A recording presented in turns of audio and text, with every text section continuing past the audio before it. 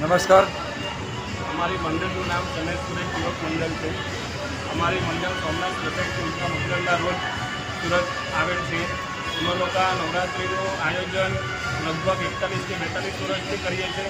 Plus અમે ગણપતિ ઉત્સવનું આયોજન કરીએ છીએ, પ્લસ અમે જન્માષ્ટમીનું આયોજન કરીએ છીએ વગેરે રાણા સમાજને લગતા જે પણ કોઈ તહેવારો છે તેનું અમે આયોજન કરીએ છીએ।